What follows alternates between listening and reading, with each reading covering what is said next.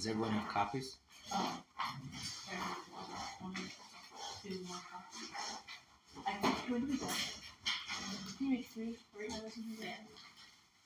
right.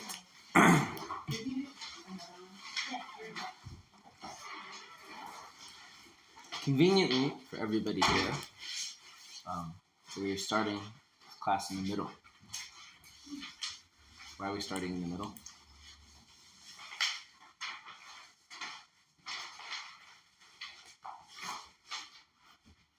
You're intelligent women. Why are we starting in the middle?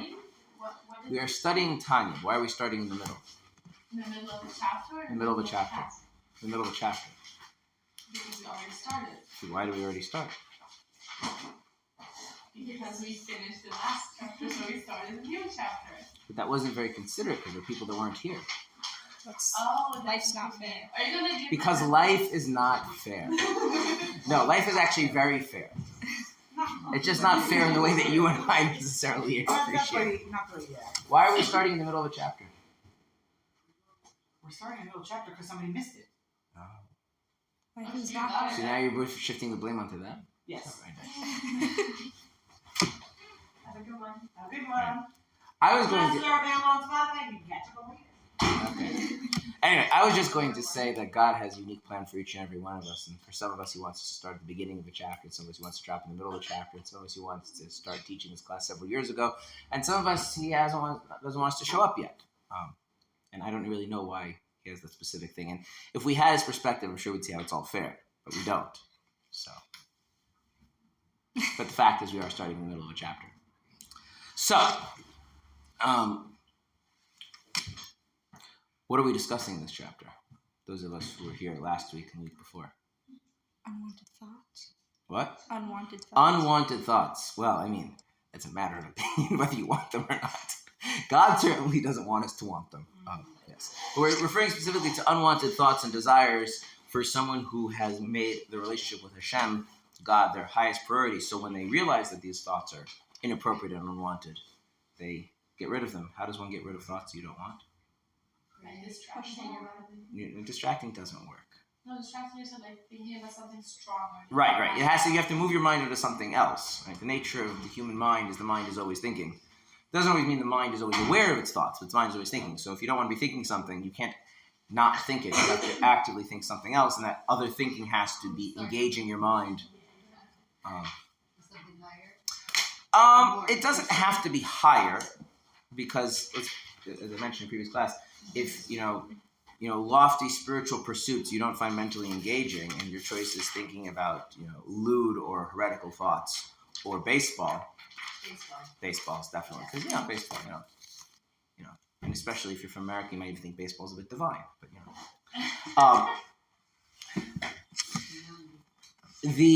okay. So then, what we've been dealing with is that these types of thoughts are not necessarily something that a person can eradicate.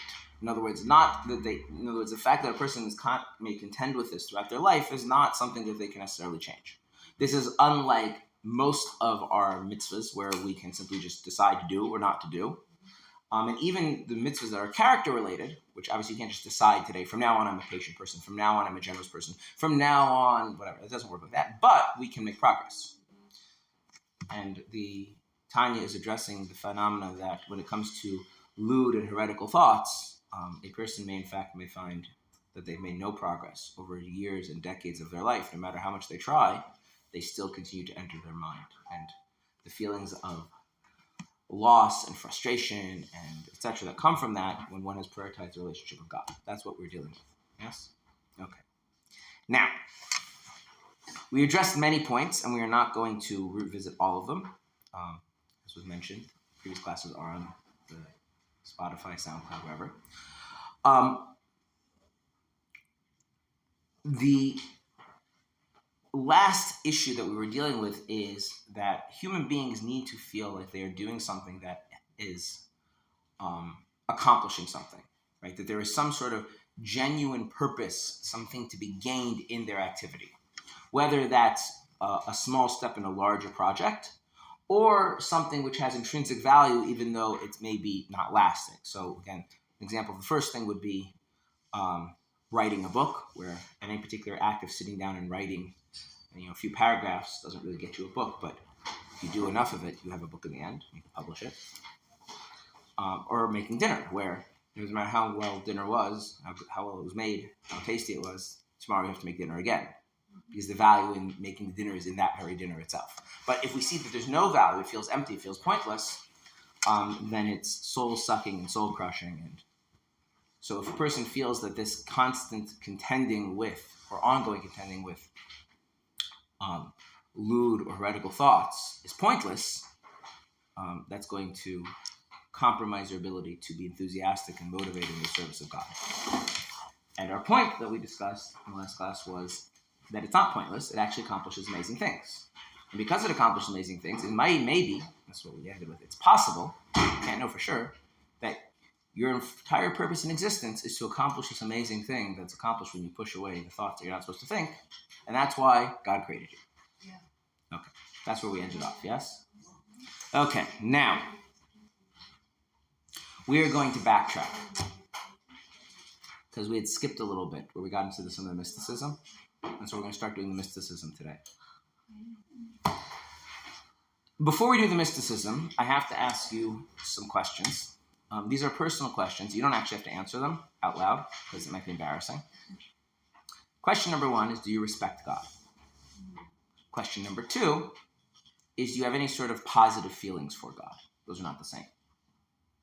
Love is maybe too strong of a word, but, affection, admiration, concern for his well-being, any sort of positive feeling towards him.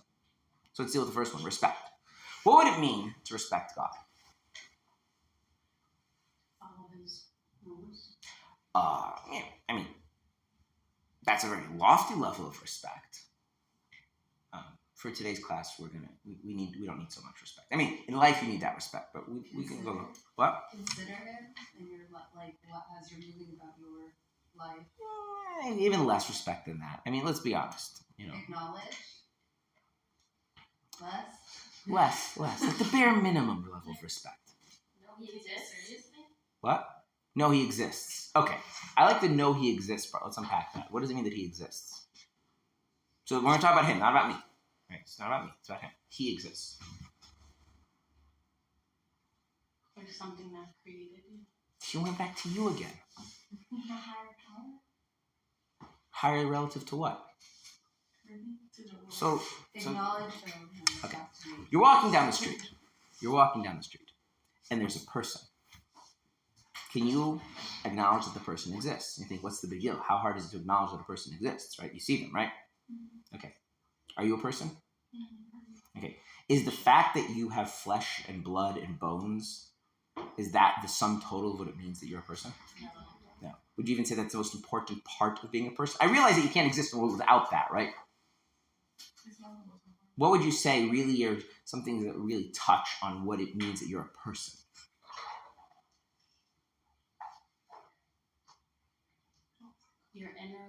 Your inner world. Good, but vague. I want some more specific examples. Emotions. Your emotions. You have feelings, right? So now you're walking down the street and there's a person. Well, if they're a person, that means they have feelings. Right now, they have feelings, right? About things. Now, if I acknowledge that, that's a whole different thing, right? Because think about when you're walking down the street. Imagine you're walking in Manhattan. There's all these people. Let's be honest. What are they? They're a bunch of walking pieces of flesh and bone that are in your way when you're trying to get where you're trying to go, right? They're not people. Because if they were people, you would also have to acknowledge they have feelings too. That would change things, right? What else? They have thoughts, right? They're thinking things right now. They have a story. Yeah. And now, how do you feel as a person when someone comes and tells you that your story and your thoughts and your feelings are illegitimate because they don't nicely line up with theirs? How do you feel as a person? Do you feel that your humanity is being acknowledged? No. So if we respect that God exists, that means God is entitled, at least on his own terms, to have his own thoughts, his own feelings, and his own story, right? And if I go and say, well, that's not valid because it doesn't fit with me, it doesn't make, right? Then I'm giving him less respect than I would expect any human being to deserve, right? Now, does that mean you have to agree with his story? Does that mean you have to like his story? Does that mean you have to be part of his story? Those are more profound questions. And I don't want to even go there right now. I just want to go to the fact that on a basic level, if you respect somebody, which is hard to do, turns out, it means they are, by virtue of them being a being, right? Someone who exists in relation to their own self. They have feelings, they have thoughts, they have a narrative, and they are entitled to it. Now, that can create conflicts, and we have to figure out how to deal with that, but that comes next. Because you don't even acknowledge that. The idea that you're going to reconcile your conflicts presupposes that the person's narrative and your narrative, their feelings, your feelings don't nicely line up. Okay, fine, we can then deal with that. But if you don't respect the fact that they have theirs, just like you have yours, right? And so saying, oh, there's a creator of the universe who created the whole world, that's not acknowledging that God exists. That's acknowledging that the physical universe is a limited thing and requires higher powers to keep it in existence. That's about us. To acknowledge that God exists means that there's another being who isn't me, who has, and as much as I'm projecting, because the reason I'm projecting is my sense of being has to work through what a human being is. But in as much as God is a being, he would have things that are, in as much as I have to use language, his own thoughts, feelings, and narrative, his own take on things, and he's entitled to that just as much as any other being is, at the very least. And is there any guarantee that it's going to fit with mine? No. In fact, he's quite clear about this. As the prophets say, my thoughts are not your thoughts. My ways are not your ways. Just at least being honest. Right? Okay. It's an important thing. God willing, you all get married. And you all have children. And you know what you will discover? That your husband's thoughts are not your thoughts. And your husband's ways are not your ways. And your children's thoughts are not your thoughts. And your children's ways are not your ways. Because everybody is their own being. And respecting that is actually hard. And now, respecting that doesn't necessarily mean it's all on their terms, right? That's another thing, right? So I don't even go that far as, oh, this is God's perspective, we should live our way for the way God wants. That's just, at the very least, to listen and to hear and to try and appreciate his perspective and how he feels on the matter as being legitimate, at least for him. Acceptance. Right? So there's a certain acceptance of that. Now, at the same time, I can say, well, I'm not on that page, and that's okay. I don't have to navigate that. But if I right away shut it down, oh, what you feel doesn't fit with what I feel, your take of it doesn't fit with my take of it, so I'm delegitimizing your perspective, then there's no respect. Right? Then you just become a thing, not someone. So we should at least give God the respect of being someone. That's number one. Number two, do we have any positive feelings towards God? Why is that going to be important here?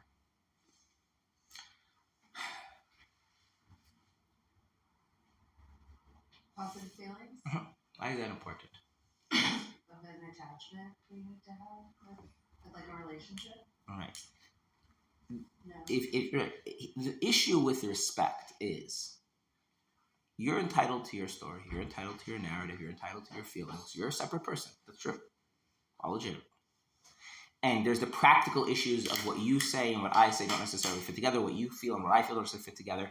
And so we have politics. Politics is where the fact that we have many beings living in shared space, we're going to have to navigate those conflicts. Because I think all of us have this intuitive notion. It doesn't on the face of it seem right that what you feel, think, and your story should govern everybody else. All right, so how are we going to deal with that? Okay, that's politics. It's very important. Okay? So, I really like my neighbor's car. And my neighbor really likes his car, right? It doesn't mean I get to take his car, right? But when you care for somebody, it's a deeper issue than politics. Because politics can be resolved very simply, which is creating boundaries. Make rules, right? I'm not saying that this is necessarily the right way to think about it, but just as an illustration, my right to swing my fist ends right before your nose. Basically, now I'm not saying that this is the proper way to solve all political problems, but the fact that it's even a legitimate thing, it's like, okay, as long as we can figure out, where the boundaries are, right? Good fences make good neighbors, then it'll all work out, right? Because we all have to kind of like accommodate the fact that everyone else has some legitimacy. Okay, fine. Can you have like a family like that? Can you have friendship like that? It doesn't work, right? When I was a little kid, we had a storybook, one of my favorite books. It's called Labels for Label. I hate that book. You're allowed to hate that book. Sorry. See, I respect you're allowed to hate that book. I love the book. My only thing I don't like about the book is that it's in English, and my kids, for the most part, don't read English. Some of them do, some of them don't, and so they don't appreciate the pun as much. So there's a kid named Label, and basically there's a brother, there are two brothers, Label and Yossi, and they decide that they get sick of everyone touching each other's stuff and using each other's stuff, and so they put labels on all their things. And then they come downstairs and their mother's labeled everything as the mother and the father's labeled everything as the father's. And obviously this is not a tenable situation, right? Because you cannot live in relationship with other people like that. To put this same idea in a slightly different context, we know that the second temple was destroyed. First temple was also, but the second temple was destroyed.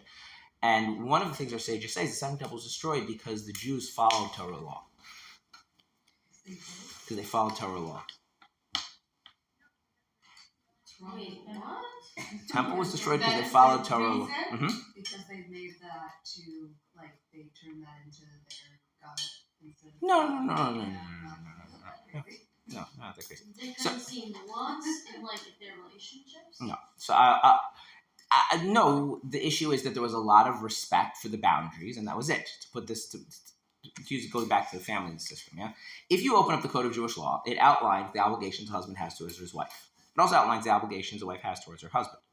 Doesn't matter what they are, okay? And if you fail to meet your obligations because they're legal obligations, your spouse can take you to the rabbinic court, and there's certain enforcement procedures. It doesn't really matter what they are. If the way a couple operates their life is they open up the Code of Jewish Law and he goes, okay, well, my obligations are X, Y, and Z, so that's all I'm doing. And you owe me A, B, and C, and if you don't do it, I'm taking you to court, right? And they make sure to just fit that. You can imagine that that's not going to be a very successful marriage, right? In fact, in the Jewish agreement to get married, one of the things that we have is we have an agreement to get married. It's called a Tanayim, which really means conditions.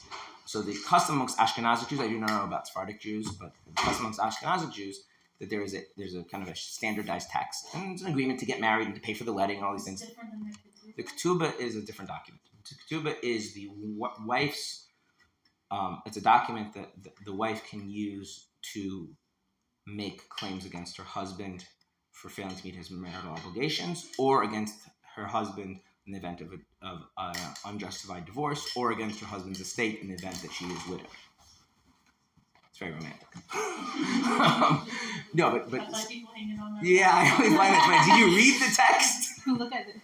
You just don't know what Aramaic means, but okay, fine. But so the Tanayim has, and so one of the things there it says is that they will both equally govern their monetary affairs, and loosely translating, as is the custom of Jewish people.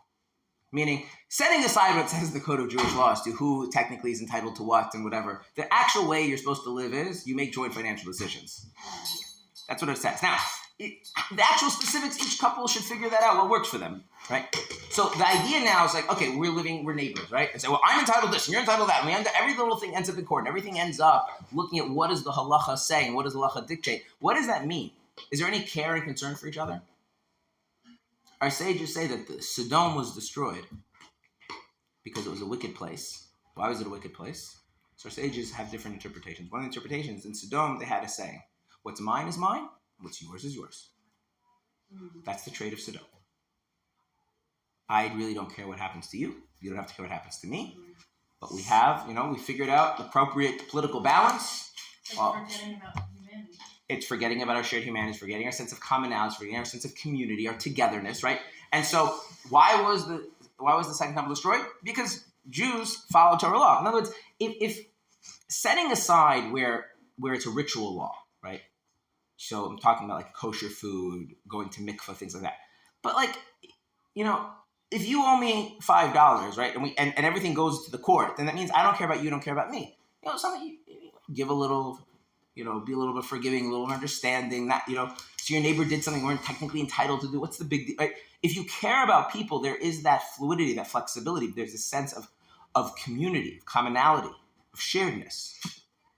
And without that, the Jewish people cannot thrive, and ultimately leads to destruction.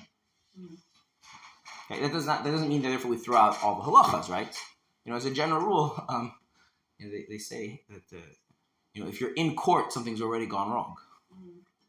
That ideally, it shouldn't have to get to that, right? Okay, so do we have that kind of feeling with God? Because if we want to have a relationship with God, it's not enough to respect God, to figure out what our obligations are and entitlements. There has to be, at the end of the day, if his story, if his perspective, his narrative, does it fit perfectly with mine?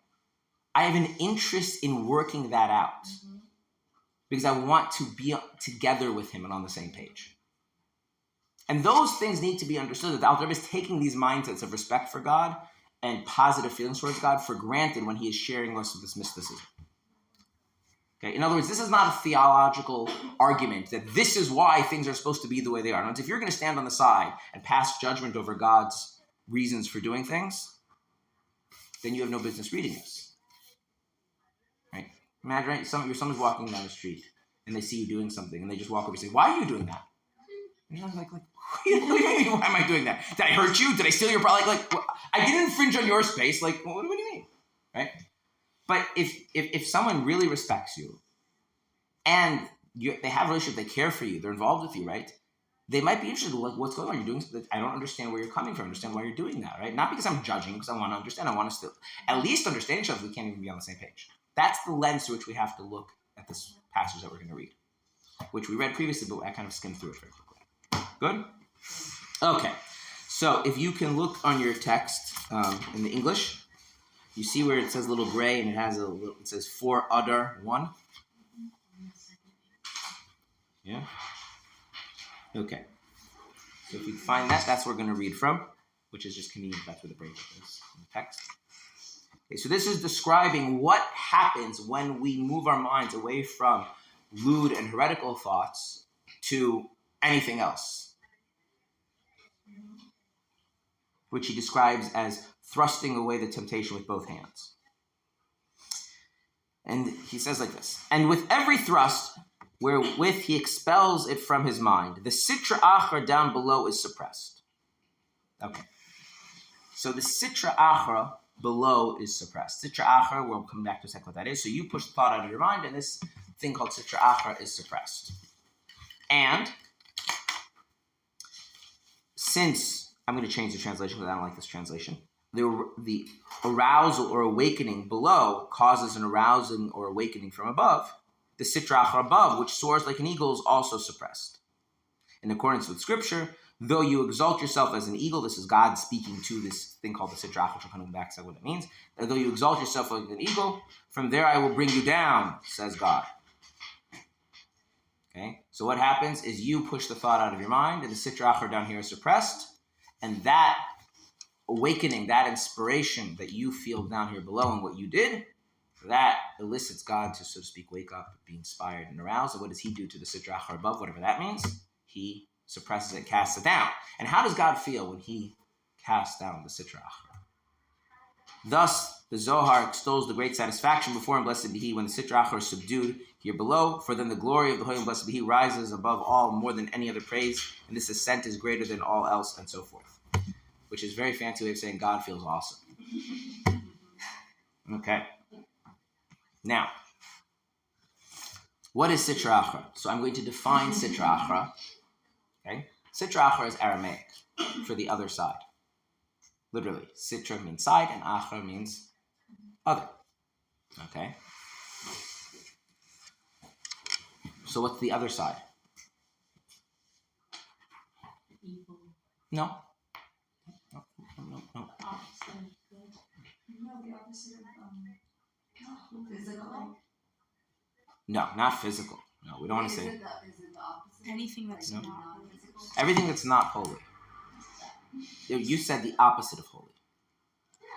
Thank you, but this is very, very key. Okay, because we want to understand sitra achra. We're going to have to enter God's world. We have to enter into God's world. I do want to preface. I've said this before. The Tanya is a work of teaching one how to live in relationship and in service of God. It is not a self-help manual or psychological textbook for maximizing your human well-being during your limited time on planet Earth. Although it may also do that. Okay, keep that in mind. Now. The whole world can be divided into two categories. Potatoes. What's the other category? not potatoes. Very good. See how that works? Now, that is an odd way of cutting into metaphysics, right? But if you are making mashed potatoes and you're rummaging through the cabinet, really your mind is oriented to, is it a potato or is it not a potato? Because if it's not a potato, I don't need it right now, right? So there are times where that seems like a normal way to think about the world. Most of the time, though, we don't say, oh, it's not a potato, it's all the same. Okay? In other words, it's a perspective taking. Right? This is very different than thinking of things as opposites. When you think of things as opposites, there is a kind of a safety to it. It's like there's up and then there's down. And up is up and down is down. There's right, there's left, there's hot, there's cold. That's just the reality of things. But potato or not potato is not really, I mean, it is true, it's either a potato or it's not a potato. But the only reason why that would be a legitimate way of looking at reality is because you're really interested in. Good? Make sense? Okay. Should I get controversial now? Yes. Are Jews racist? Yes. So well, that's a racist statement to make. Oh, Jews are racist. More specifically, to be more specific, I don't mean is the Torah racist. No, Jews are interested in Jews, so we're looking for a lens of is it Jew or not Jew. Well, here's the thing. It depends on the issue. There are issues where whether someone is a Jew or not matters, and therefore becomes really important. Jew versus not Jew. And then there are issues where, and therefore, for instance, if you want to steal, does it matter whether the person you want to steal from is a Jew or not a Jew? Yeah. It does not. What? Yeah, it does There was not. different rules though for after. You're No. saying that I want to steal, and I'm going to be worried about, if I steal from A a Jew, Jew? it's an extra sin. It No. actually It doesn't matter. Still forbidden. No, of course forbidden, but there were different rules. There is one little difference, which is not really about stealing per se. It's called tos akumuta, which means if a Gentile mistakenly, on their own initiative, gives you more money than you were supposed to get back, you are not considered to be stealing if you keep it. However, if they discover that you keep it, you are committing a much more serious sin called desecrating God's name. And if you give it back, and thus they're impressed with your honesty, you're fulfilling a very important mitzvah called Kiddush Hashem. But if you to actively take something that does not belong to you is forbidden, it doesn't matter whether it's Jew or Gentile.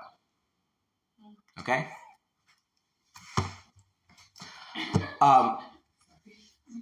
This is important. Yeah. Okay. Now, so, and by the way, if there are ways in which, for instance, you look at the whole world and you think like, is this my family or is this not my family, right? In certain situations, right? And there are other situations that's not an appropriate lens of looking at it, right? But my point is that when there is some sort of a value, an orientation, an objective, something that you are interested in, then that bifurcates the world into what that thing is and everything else, right? And then the everything else can be then subdivided into the things that, let's say, for instance, you're looking for a potato. You're looking for a potato. Now, you open up the pantry and you don't see any potatoes. You shouldn't necessarily get frustrated because you may see a plastic bin that has the words potato written on it. Now, is the plastic bin potatoes? No. Are the words potato? But they actually, they're a symbol and a container of what you're interested in. So you go to them to get the potato, right? But then you have, right, as you try to do that, right, it won't open because there's a loose screw. That loose screw is also not a potato, but it's getting in the way of your getting potatoes, right? So what ends up happening is that the two turns into three. There's what I'm interested in, which is potatoes. Everything else is not potatoes. I don't care about them. But the non-potatoes, sometimes they help and sometimes they get in the way. Make sense? But this is not like objective in the sense just the way the world is. That's because you're interested in potatoes. The minute you're not interested in potatoes, all that distinction falls apart. Good? Okay. Sitra Achra is the other side. So there's the thing that God is interested in, and then there's what's the thing that God isn't interested in. And what's the thing that God is interested in is called holiness. So Sitra Achra is just not holy. That's all it is. It's just not holy. Is it synonymous with what we would think of as evil? No. So now we need to know what holy. What? Whoa. We'll get there. Maybe. That's not this chapter. Okay. So what is holiness? What is holiness? Our godly soul. That is something which is holy, but what is holiness itself? Separate, distinct? Like what? Okay, so Kodesh does connote a separation, a distinction, but it's not correct to say that anything that is separate or distinct by definition is holy. Right? First of all, let me ask you another. What's another word for holy in English? Synonym of holy. Sanctified. Sanctified means something that has become holy. Good. Okay, Another word. so Divine. In a religious context. What? Sacred. Sacred. Okay. Sacred, holy, sanctified, and the religious context related to divine.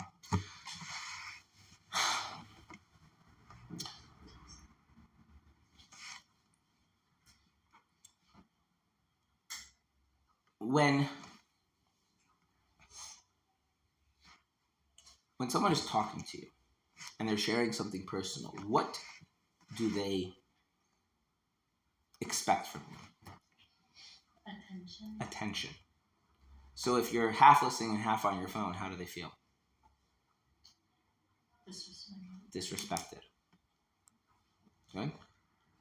Okay. If a God is going to share himself with others, what does he expect from the others? Their attention. How much of their attention? 100%. 100%. In fact, attention is maybe not even the right word, because what he is that their whole being be oriented towards him. God is pretty absolute. And so God is interested in having a relationship with those beings and entities which are capable and interested in having that kind of devotion and interest and openness to him.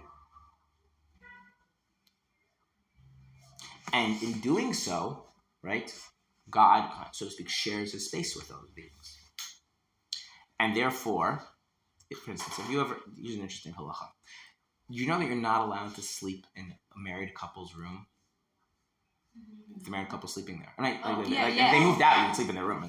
But if the married couple is there, not because of what they're doing, just like even if the woman's in Egypt. Little children, let's set that aside.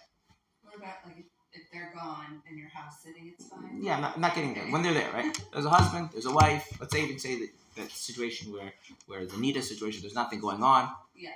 And it's like, you're gonna sleep on the, I don't know, there's a couch in the room also, you're gonna sleep there. Not allowed.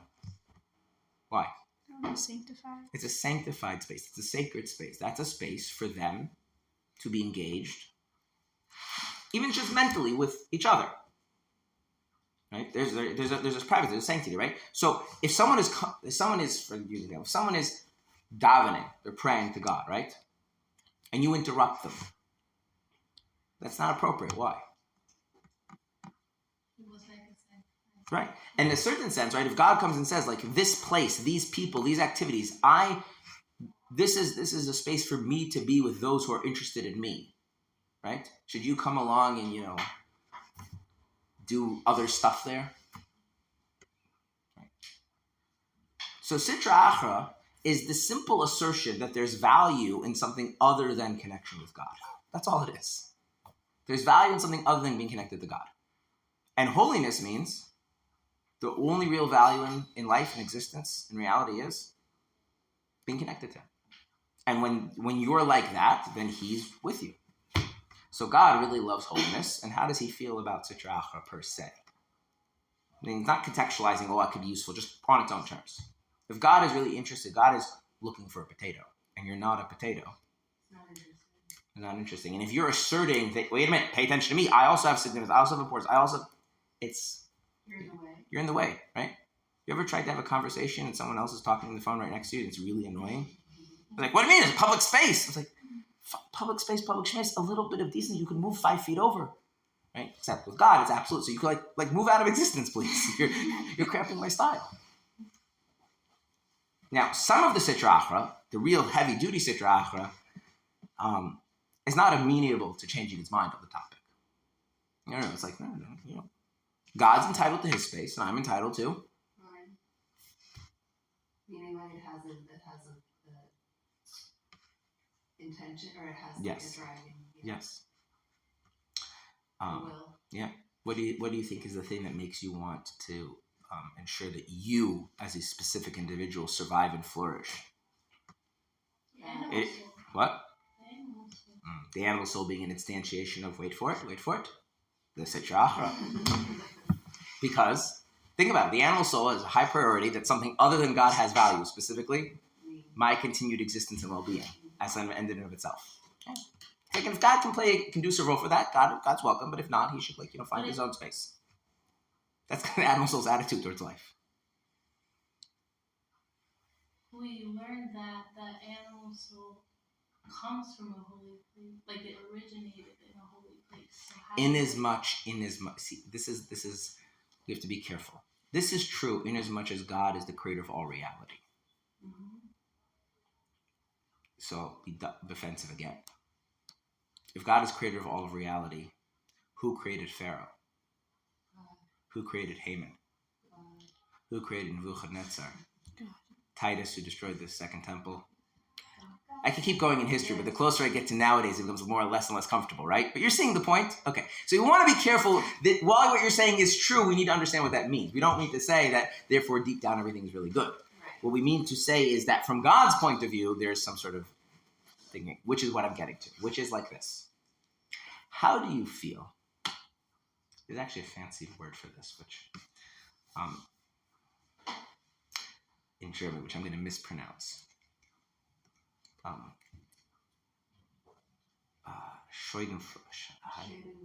Schadenfreude. What is Schadenfreude?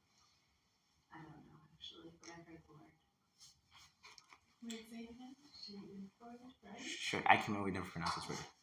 Schadenfreude? Yeah. Schadenfreude. It's a German word.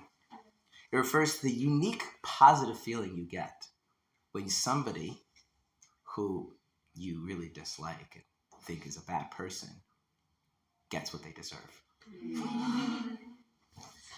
It's a very unique type of feeling. Yeah? I mean, this is something that books and movies play on, right? Is that they get you to dislike a particular character and then they punish them and it feels good. Okay.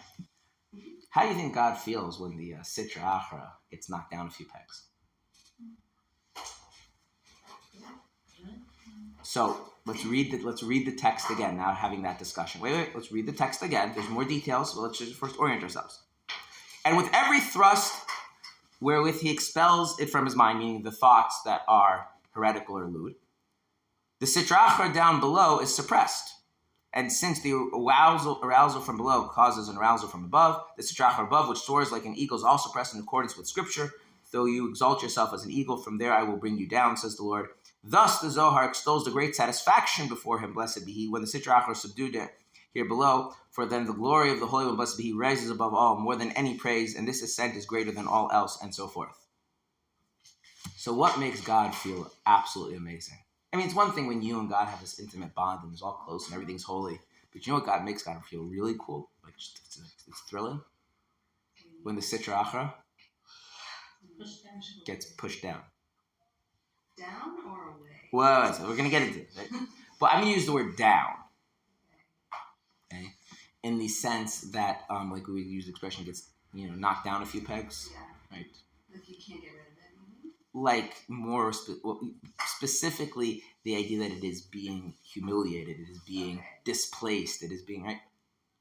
Have you ever watched like a movie where you got this person who's like really arrogant and entitled and they feel like everything, and then at some point in the movie, like all of a sudden someone puts them in their place and they're like, and you're like, yes, you just. Now it's like, that's not fair. God's not supposed to feel that way, which goes back to how we started this conversation. Are we supposed to be judging God? Should we have at least enough perspective? This is how he feels. He's really into so there's, on the one hand, he's really interested in the holiness. And on the other hand, the non-holy stuff that gets in the way, right? Mm-hmm. When it gets knocked down a peg, or 2, or 10, or 1,000. Mm-hmm. How do we know that? You can ask me on Thursday. Do you know why you can ask me on Thursday? Because it's questions and answers, and if I start answering that, then we're not going to be learning Tanya. We're going to be learning about other stuff, which is fine. That's why we have questions and answers. Yes? But I thought, like, none of our actions affect God. Like, really? the whole notion that, if I don't daven today, I'm somehow, like, hurting God. That's not true. Why is it like, not we true? don't... Didn't you tell us that? Like, well, first off, I reserve the right to contradict myself. So you can't use me against me. No, but it's just like our our actions don't affect God. This isn't.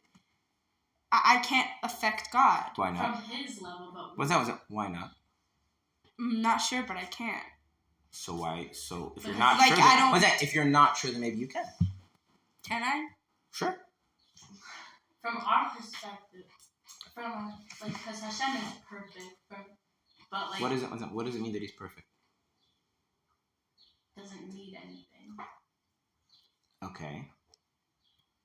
So if something is important to God and he doesn't get it, then what?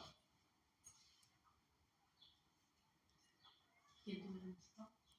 So you're just saying he does need it. He can just provide it for himself. So he does need it. He can, but he wants us. Oh, fine. So okay. So then I guess he can't do it himself. Then he really needs help. Here's the issue. Okay. There's three things that mix together.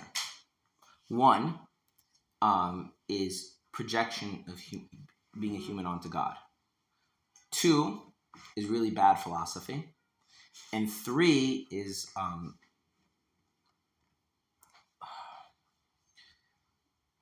people saying things without putting them in proper context. Let's take them one at a time. Okay. How do you feel about being vulnerable? You like it or you dislike it? Ultimately, I like it. What? Ultimately, All right, I like very it. good. Right? We have conflicted feelings about vulnerability. And our more shallow, superficial, immediate sense of self, we dislike vulnerability. When we have wisdom, we understand that vulnerability actually leads to things that we really do like. Okay, so let's talk about that more shallow, superficial. So we don't like vulnerability, at least on one level. Okay, and so there is a strong human drive, right, to compensate or, if at all possible, get rid of vulnerabilities. And those can be done in very maladaptive ways, like pretending you don't care about stuff you care about so you can't be disappointed when you don't get it, to maybe more constructive ways, like you don't want to be poor, so you don't want to worry about not having stuff, so you won't want to be poor, so you want to have money, but you want to have money in a way that you don't have to be worried that it's going to be taken away. So you start a business that's very productive and constructive, and so people aren't going to challenge your business, take it away because you're not going to go to prison, you're not doing anything illegal, and you end up bettering society because you're contributing some goods or services that makes humanity better. But really, you just didn't want to have to worry about how you're going to pay for your groceries. You're doing it based on fear. Yeah. Okay. Okay, so you don't want to be vulnerable, but it can be maladaptive, it can be not maladaptive, but okay. So now, if you have a magic wand and you're have this mode of being, and someone says you wave this magic wand and you'll never be vulnerable, what would you do? Well, then you want to be a human. Yeah, but would you wave the magic wand? No. From that side of our Oh, psyche? yes. Oh, yeah, for sure. Okay, and that side of our psyche, when it ever hears about God, it assumes that God is somebody who has that magic wand. Mm-hmm. And therefore... He would believe it. Right. And this moves on to another thing, which is bad philosophy now. Okay, bad philosophy is like this. Let's examine what does it mean to be vulnerable. So when we actually have different types of vulnerability. Okay, one type of vulnerability is existential, which is if I don't have air, I will die. Right? Mm-hmm. If I do not have other people, my psyche will not develop. Right? So I cannot exist and function at my fullest without other things, and therefore I am dependent on those things. Right? Okay. God, without getting into philosophy, clearly is not like that. Okay? But there is another kind of vulnerability. Okay? And that kind of vulnerability is the connected with some concept of resilience, fortitude, etc., which is like this. I can experience things that I find extremely unpleasant because, strangely, I am they do not genuinely harm me, even though I find them very painful. And this is what allows a human psyche, for instance, to have the ability to value things in a mature way. So, for instance, if I value, say, a relationship with my child, if I allow myself to fully experience the value of that relationship with my child, right? So that exposes me to a lot of pain, because what if my child does things or something happens to my child, God forbid, right? That will be very painful. And if I feel like I somehow can't function or thrive with that amount of pain, then what happens? I can't allow myself to value my child that much, right? Mm-hmm. Well, what if no amount of pain can ever break me? Then how much could I value my child, Infinitely. which I could have infinite vulnerability without actually being right. It's a different kind of vulnerability. So if you actually deconstruct what we mean by being vulnerable, we realize there's two different notions of it. So if God, for whatever reasons, which is up to God, values something, and that thing that he values entails things outside of his control, for whatever reason he values those things, then that makes him vulnerable. And that will affect him. At the same time, what allows him to be vulnerable and be affected is that vulnerability, that does not actually existentially threaten him. Does that make sense? Okay, now, so that's the bad thing. So projection, bad philosophy. Okay, now, are there statements that we have in the written Torah and in the oral Torah and the Talmudic literature and in the rabbinic writings and codes and philosophy and Chassidus that all seem to indicate that God is aloof and impervious to being affected by us? Yes, there are. And what is the problem with that is that very often those statements are just quoted without understanding them in their context. Okay? For instance, let's take one example.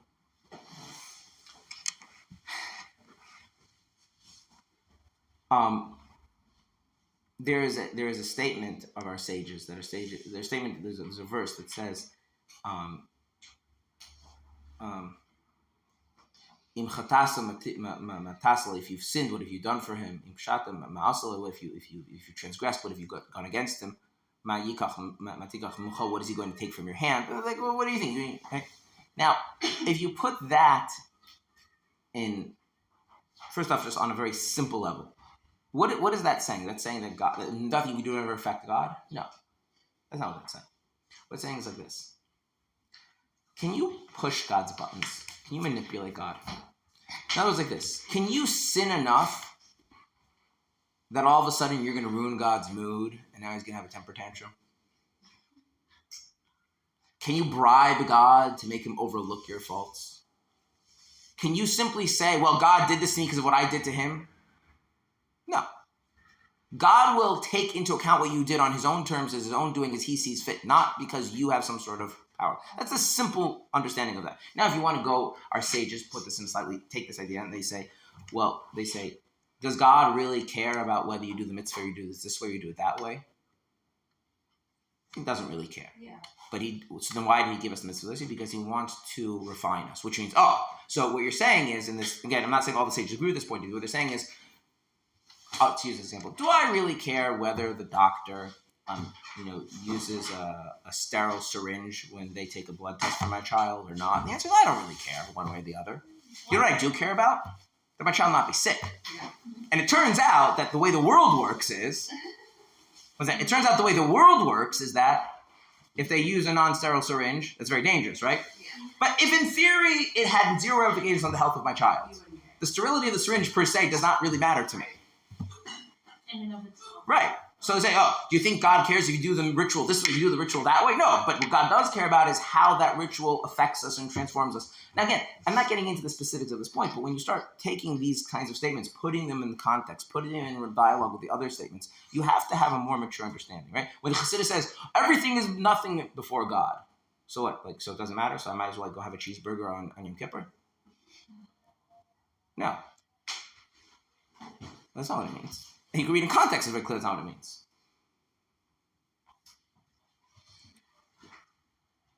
I want you to imagine that you're under the chuppah and your husband is about to put the ring and his phone rings. Why does he have his phone? Exactly, like why does he have his phone? Exactly, why does he have his phone? So it's just like saying, you're about to connect to God. Why are you worried about the world? What is the world before God? Not what is your relationship with God before God. It didn't say, there's other places where it discusses that issue as well. But see what I'm saying? Like, so you have to put these things in the context of the paragraph, in the context of the chapter. What is that doing within the relationship with other things, right? Just throwing out a quote is like it's not a good way to deal things. Okay, so that's what it's doing. So is there some sense in which God is invulnerable? Sure, there is some sense in which God is vulnerable. There's nothing you can do to break God, to destroy God. There's no buttons you can push to manipulate God. But it's also true that God does put himself in a relationship with us and makes himself very vulnerable to us. As the verse says, "B'chol tzarasam leitzar," in all of their pain I am pained. And by the way, how much pain can you experience before your psyche breaks? A limited amount. How much pain can God experience? So who experiences more pain? And so when we're suffering, who's suffering more? God. Topic for another time. So getting back to this, okay, so yeah, of course, for whatever reason, right, this goes back to this perspective. God really cares about relating to beings that are genuinely open to Him, genuinely want to be with Him, right? That's what holiness, the side of holiness, Sitra de Kedusha. And the other things that insist that, God, you're not the end all and be all of everything, there's other stuff that matters. God finds those things to be getting in the way and annoying. And sometimes they can be utilized, and sometimes they're just outright just really in the way. Mm-hmm. And when somebody's really, getting under your skin, right? Mm-hmm. Like, if someone, you're stuck in traffic, and that person that goes on the shoulder bypasses all the cars, right? And then, half hour later you're driving and you see that they got stopped by the police and get a ticket. You're like, yes. Okay, and that feels good. And so what is it saying? Without getting, there's more technicalities to get into. What did the paragraph just read? Says that when we push those thoughts out of our mind, what happens to the Sitra Achra? That. And how does God feel? Great. And if you care about someone, don't you appreciate that you were able to make their day a little bit better? Yeah. If you knew that you could put a smile to someone's face that you cared about, right? You had a relationship with, they were a friend, they were family, right? Yeah. You know that if you stop off and get, get your friend something before you, on your way home from work, right? You stop, you make your husband a particular piece of food, whatever it is, it doesn't matter, right? If you're in that, you have that positive feeling that you feel good about it. What's the grand scheme of things? There's not the grand schemes. That itself was valuable, right? And maybe you'll do it again the next day and the next day. What does it matter? So we're saying this is not some grand project to make you a holy person. Like every time these thoughts enter our minds and we push them away, right? That brings God this kind of a pleasure. And again, the context of the pleasure is not so much, oh, look what you did. It doesn't say that God is so impressed with your efforts and your accomplishments and your growth that's not what it says here. What does it say here? That when you do that, God does it on His end, which we need to explain what that's all about. And then when the Sitra Achra is cast down, God's like, yes! Yeah. And so you feel good, you brought that smile to God's face. How can that make you happy? Again, if you respect and feel positively towards God. And so the sense that this whole thing is futile, because I keep doing it over and over and over again, is like someone saying it's futile every single day, right? Every single day, I read my kid a story, and he has this huge smile on his face. Like, what's the point? I have to do it again the next day. It's kind of a weird thing to say, because you have to do it the next day and validate it the first day. Like, why? It's not. It still brings you joy. Right. Yes. Are the evil thoughts themselves also such a? They are. So, why are we distinguishing between, when you push the evil thoughts, and then that pushes the Sitra Achra? Very good, very good. Because the evil fact is pushed out of your mind is not the same thing as suppressing the Sitra Achra. It's not the same thing. For instance, okay? This gets into something we're going to come back to later on in the chapter. Let's say I'm thinking about baseball. And then I decide to stop thinking about baseball. And instead I think about the Gemara class I have to teach. Is that necessarily going to be the same thing? Wouldn't it necessarily as important as what we're describing here? No. Okay. Well, here is describing something very specific, right? These are thoughts which are actually forbidden. God has commanded us to have a certain relationship with these thoughts, right? And there's something more going on here. Now, if we want to unpack this a little bit, lewd thoughts and heretical thoughts have no place in a relationship with God. Really? Really. What if that's how you get to God? Meaning, what if you're in so much pain from those things that then you're relying on God? That's part of your story as how you get connected to God. Explain what you're saying, because I was about to say something. I wanted to know if you're saying something similar or something different. Meaning, somebody who's really suffering with lewd thoughts, and maybe they don't have a connection to God, right? Maybe it brings them, it delivers them to this next place of surrender where they're in so much pain that they need Okay, so I was going to say something else. So I want to clarify. When I say lit thoughts, I do not mean in the sense that they are psychologically maladaptive. In other words, I'm not. In other words, if a person is, Could be heretical too. right, Just dark stuff. right. So this is the thing. That's not what we're talking about here. Okay. What you're talking about here, is a different type of a thing, which is. What is This is something that is just like a standard thing for many people, that these types of thoughts will enter their mind. And the point is that they are thoughts rather than a state of being. In other words, a person can be grappling with inner darkness in their life. Yeah.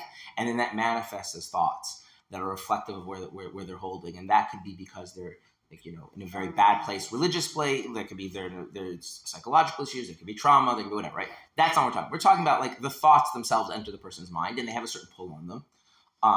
But they're not reflective of the person. So we're not reflective of the person. We're talking about a person who he's describing as a person who's in this relationship with God, and they prioritize that, and they're doing everything, they're making all the right decisions, right? And this thing keeps annoyingly coming back, and and that's what we're talking about. And the reason why there's no place for that is because these thoughts, they're negating the centrality of God in the person's life. And it's not a reflective of where the person is holding in the relationship with God and need to grow and define, whichever you were describing. Okay, so now, here's the thing.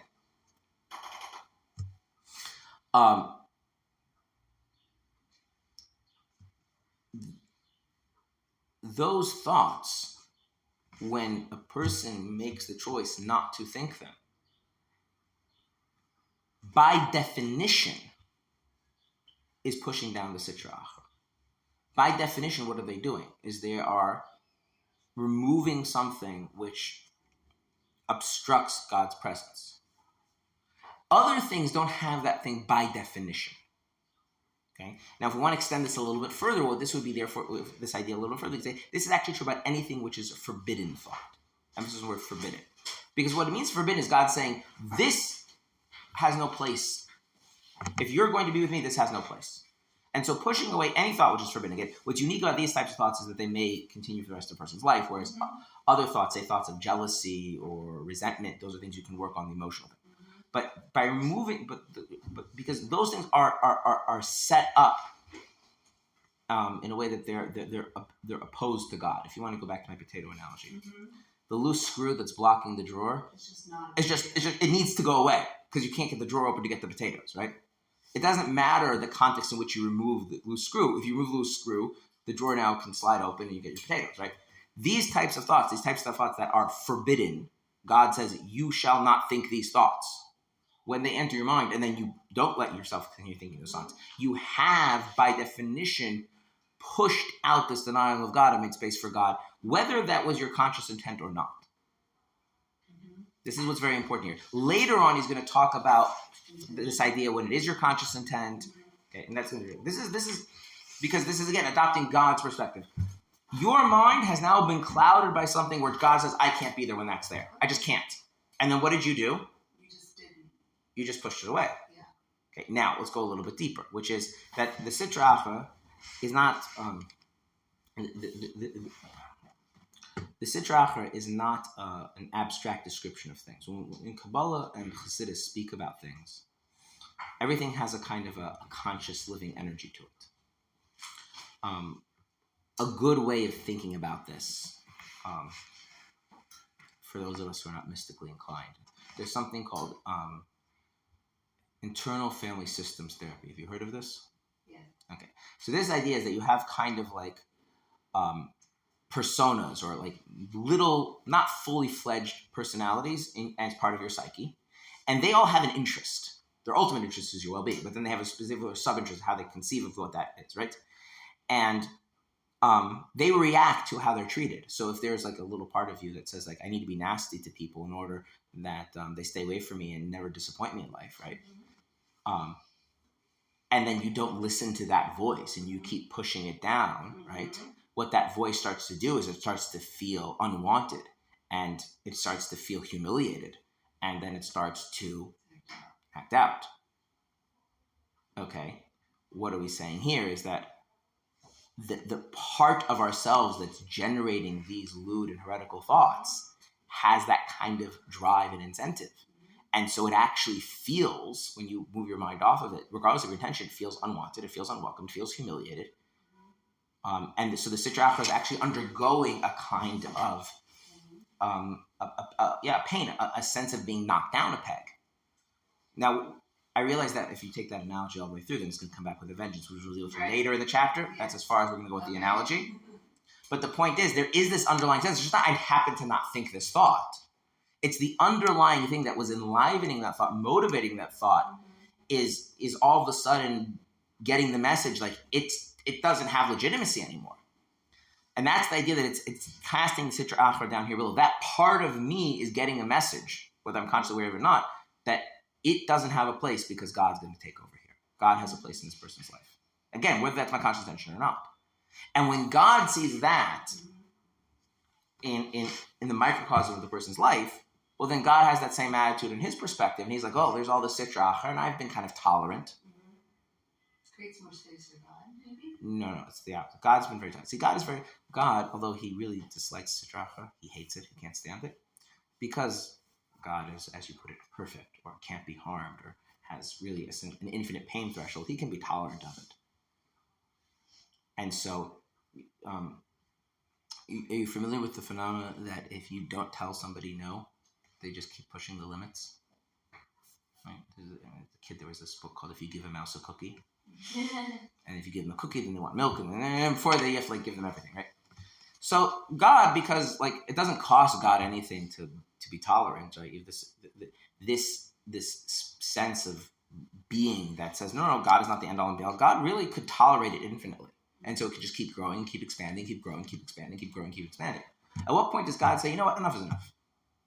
It never reaches a threshold where for him he has to say enough is enough. This is very, very important. Okay, as a human being, at a certain point, things you dislike get to a point you can't take them anymore, and you'll lash out. God never gets to that point. God never gets to the point he's like, that's it, I can't take this anymore. He can take it. He can take an infinite amount of Sitra Achra because he has that kind of indestructibleness to his being. So then what would ever prompt him to say, well, you know what, I don't like this, I'm going to do something about it. I can't stand this. I'm going to turn the fact that I dislike this to I'm really going to put my foot down. Yeah. Well, that's because he's in relationship with us. And so when he sees us relating to that, he's like, you know what? They look like they're having fun knocking down the Sitra Achra. That's pretty cool. I want to. You ever see this? Someone's doing something and you want to join them. You want to be involved. So that's what happens. You knock down the Sitra Achra. The Sitra Achra gets knocked down. God's like, yeah, that's pretty cool. You know what? I'm going to do that too. And then bam, and then he feels great about it. And so that's what's really going on every time the person diverts their mind. So is that also the positive potential of continuing to do a behavior or continuing to push out something like that? You're doing, it's positive momentum? Not yet. That's not what it's. He's explicitly not getting at that. He explicitly wants to get that the value is it in and of itself. Okay. This dynamic, right? So God sees you doing something that he gets a kick out of, and he's like, you know what? I'm going to do that too. And he does it, and he feels great. Okay. And then repeat. And just to leave it at that. And that's it. And that in of itself is that. So, right, in a certain sense, there's a kind of power that's implicit that people have that God doesn't have, which is that we actually have a limited tolerance for things, and we get to a point where it's like enough is enough. I can't have a relationship with God and allow this thought in my head, so I'm just not going to allow my thought in my head. And God doesn't have that. God can value something on the one hand and infinitely tolerate its opposite, its contradiction at the same time. So what brings Hashem to not tolerate something? This is very, very key. He is in relationship with us. And so because he's in relationship with us, this is what this idea of an arousal from above, arousal from below. How do you know you're in a relationship with a person? What's the real test? I'm going to argue that that's not a good test. And the reason why it's not a good test, I'll tell you two things. One, it's not always easy to tell whether you care. Two, you're bothered by something. And number two, the other thing is that sometimes what we care about isn't really have to do with the person. I'll tell you what I think is a good litmus test. If somebody is having a good day, and they're not you, does that make your day better? If someone is having a hard time, does that something that makes it more difficult for you. I mean, again, you have to deal with that. You don't let them, like, you can't, like, destroy your life, right? But what's going on with them, in a certain sense, is something that's now part of your life. Right? So, like, you come home and you, like, see that, your kid is, like, they're miserable, right? So you could be unhealthy and, like, totally captures you and you can't function. But set that aside for a second. That's not what I want to get at. Right? He's like, okay, there's a kid who had a bad day. Like, okay, fine, I'll do what I need to do, but I'm having a good day. There has to be some element where they're like, no, my day is not as good as it could have been because this kid, right? That means you have a relationship with them, right? Or the kid comes home and they have a big smile because they got a good grade on a test, whatever. And like, well, my day is better because of that. Now, again, you're a separate person, right? You can't get sucked into that. Well, God is in relationship with us. This is the idea of the awakening, the arousal. That's why I don't like the word stimulus. Stimulus is entirely reactive, right? So we think of, like, in science, stimulus response, right? You put the light over here, the plant will grow that way. Turn the plant around, it'll start growing the other direction, right? You test you neurologically, so they like check your reflexes, right? Stimulus response, right? A relationship isn't stimulus response. A relationship is you invest yourself in a togetherness, and therefore what's going on with them becomes part of how you're going to relate to your own life and to them and to reality. But you're free to take that as you will. So when God comes and sees that, oh, this person who I'm invested in, I'm connected to, they've engaged this mode of knocking down the Sitra Achra, which is so cool and so awesome. It's like, I also want to do that. I also want to be part of that. And he does it on his level. And then he feels amazing in his own doing it. And so you're part of that. And that's wonderful. Right? But it's not like, oh, you push a button. There's no pushing buttons with God. No. But what's bringing it for me, and if this is taking us off, just tell me. But like the other side of that would be, if you want to engage in Sitra Achra, like there's an infinite amount that like you can do that God will tolerate. Like he can go down with you. Oh yeah, he will. Like if you want to, like there's no limit to He where to and yeah. And you have a limit, but he doesn't You have have a limit. The Alter Rebbe discussed that already in chapter 24.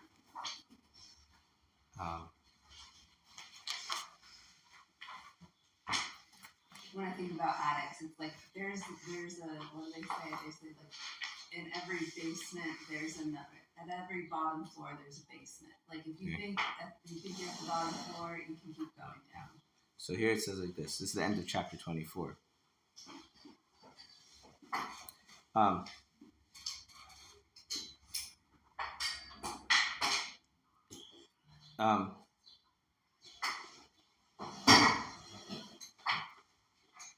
Says, the root and source of all Jewish souls is the supreme wisdom of God, and his wisdom and himself are one. And so it is comparable when we enter the Sitra Achra as if we've seized the king's head, because God is with us, and we have dragged it into the and dip his face into a privy full of filth. That means a toilet that has not been flushed, from which there is no greater outrage. So it's extremely offensive to God, but like at no point he's like, I can't handle something. He has that, yeah.